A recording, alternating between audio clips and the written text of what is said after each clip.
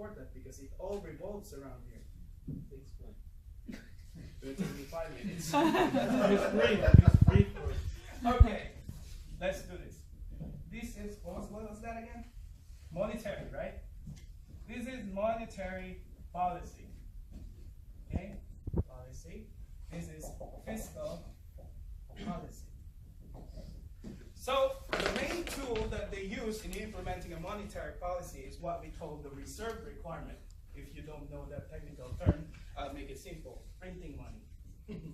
And who does print the money? The central bank.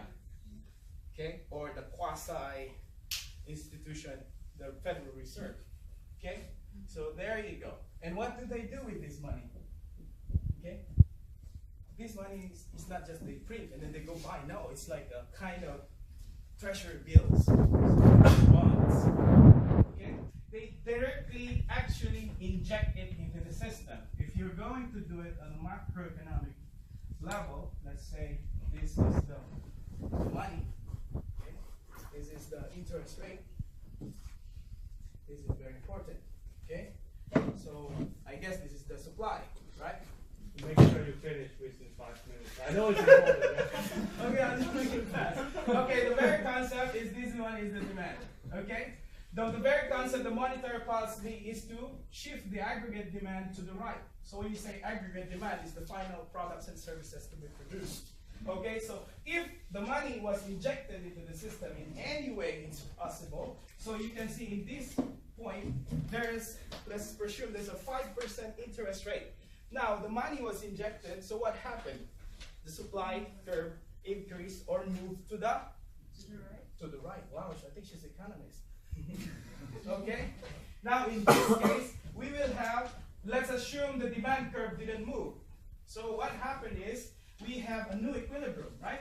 Yes. This one. Can you see that? Yes. Are you following me? Yes. Sorry for making you confused. Me too. Okay.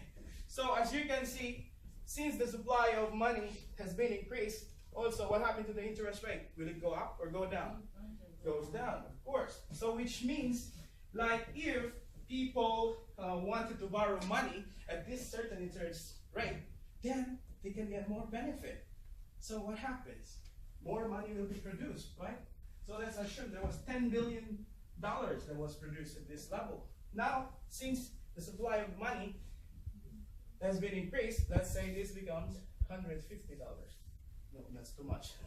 That's $20 billion, right? So what does that mean? So the increase of the supply of the money means more products and services and goods will be produced. So thereby, shifting the aggregate demand to the right. Are you following me? So this is the aggregate supply. This is the aggregate demand.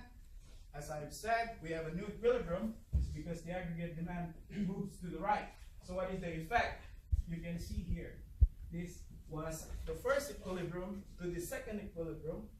Now, this is the real what? Real GDP has been increased. Okay? Another is the fiscal policy. This one is actually, this is very easy. The governments are directly intervening into the system by using what?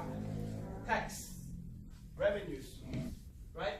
Or access to the market. This is where the war happens. Interest rates, foreign financial institutions, foreign institutional governments who have access to the debt market. And here, you see, that is where the problem goes. If these were uncoordinated, what happened? Disruption, chaos. Okay, let me go fast. Sorry, it took me 6 minutes. Okay. So that is the macroeconomic policy, thereby creating market unrest and financial turmoil, as I have mentioned, if this is not really coordinated, right? Now let's move on to the next stage that unfolds in the years to come. The global imbalances and the great financial crisis of 2007 and 2009.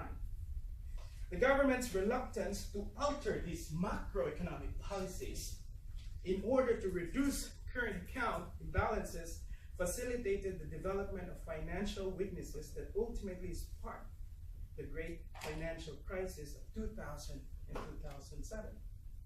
Okay? Because they have the freedom to enter. So what happened? The connection between imbalances and the financial crisis lay in the flow of what? Cheap and plentiful credit from surplus countries to the United States at unprecedented rate. Cheap, that's the keyword. Cheap and plentiful credit. Borrowing at large volumes at low interest rate created a condition typically called the asset bubble. In the case of the US, it emerged in real estate, and later created the financial crisis that acquired global dimensions, particularly to some European countries, which suffered great loss from the collapse of the US real estate bubbles. Okay, so who are greatly affected by this? America and some European countries. So, series of summits and some kind of agreements were tried to be made. But again, there's a conflict. The conflict lies on how they view each other. Like, for example, the G7 to G20. Because this time, there is a growing emphasis on the position of the emerging markets, which is the G20. Right? So the position of EU or the European countries is to let what? China in, to dilute what? American influence. But America's view is to make just, gather countries to coordinate. Okay? But in reality also, US wants to what? Lessen the influence of EU, of European countries to G7. See, there's a conflict of interest, right? Keyword, failed coordination.